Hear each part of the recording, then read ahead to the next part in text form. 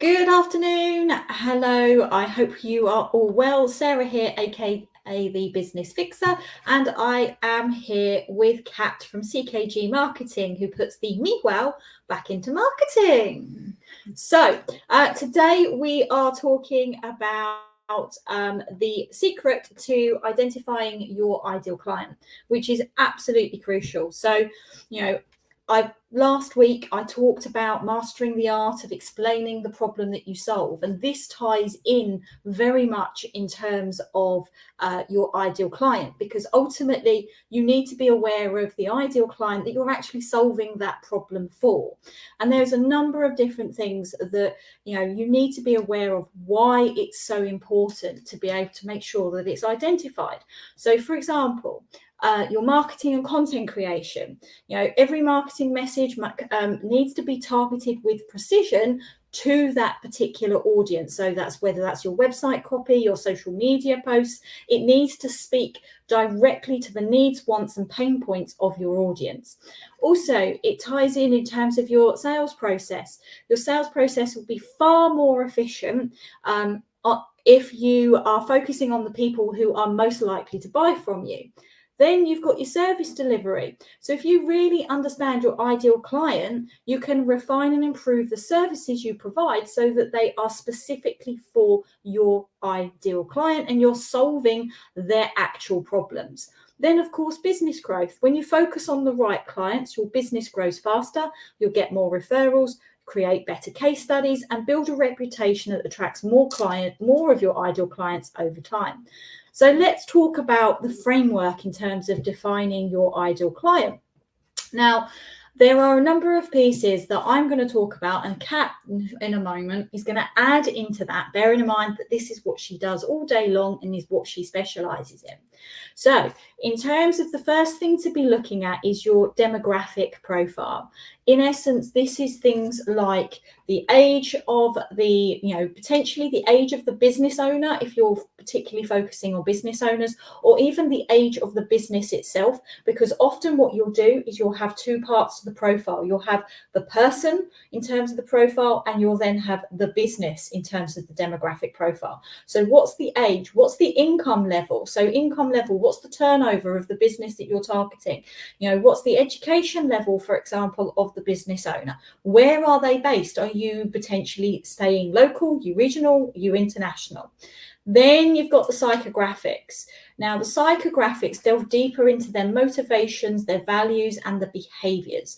So this is things like the values. So what are the values that they care about the most? What are they looking for in terms of, are they looking for high quality long-term solutions, or do they value efficiency and convenience? Make sure that you really truly understand your ideal client's values.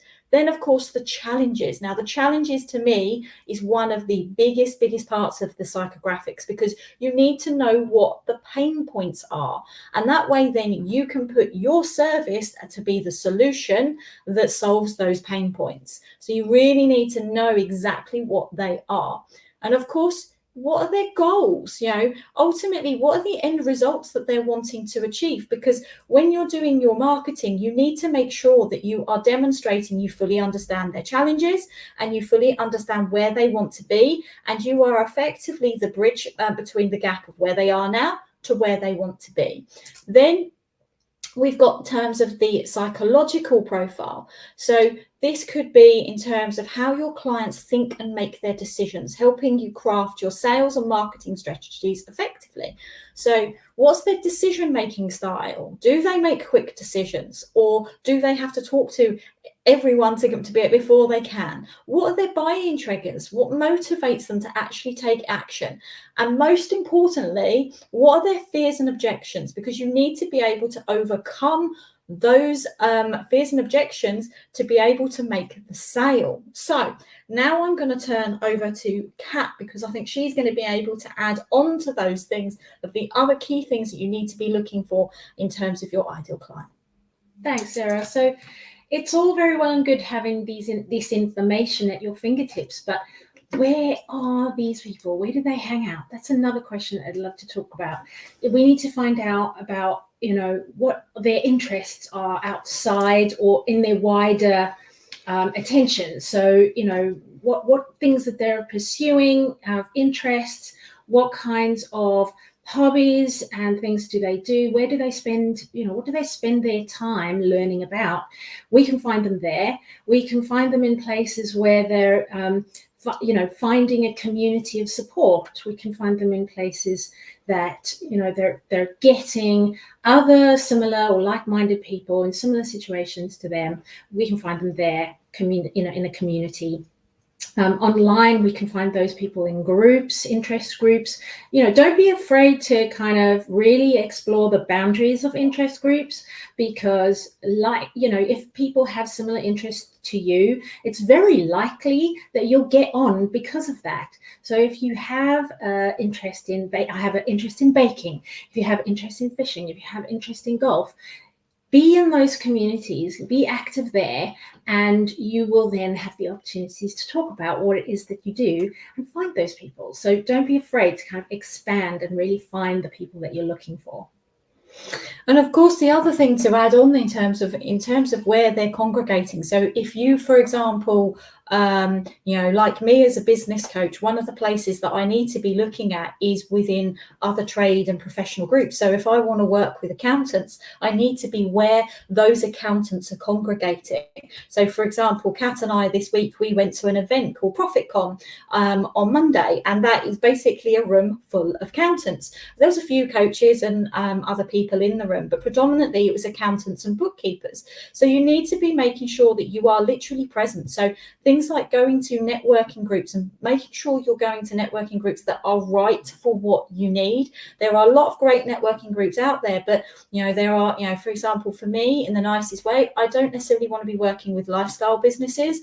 I'm looking for more professional services. So when I'm going to a networking event, I don't want to be talking to the business development team, because I need to be talking to the decision makers, because I work with the business owner themselves. So this is where you need to really do your research in terms of where are they congregating in terms of the networking groups, the professional groups, where are they on social media, looking at even things like what are the influencers that potentially they may well be following, what YouTube channels are they watching, what podcasts are they listening to, and being in those audiences. So for example, for me, I love people like Stephen Bartlett, Russell Brunson, Alex Hormozy, all of these people, Tony Robbins, are all big names in my kind of world. My ideal clients are likely to be sitting in those audiences. So you've then got to be thinking about, in your specific industry, who are the key people. So for example, accountants,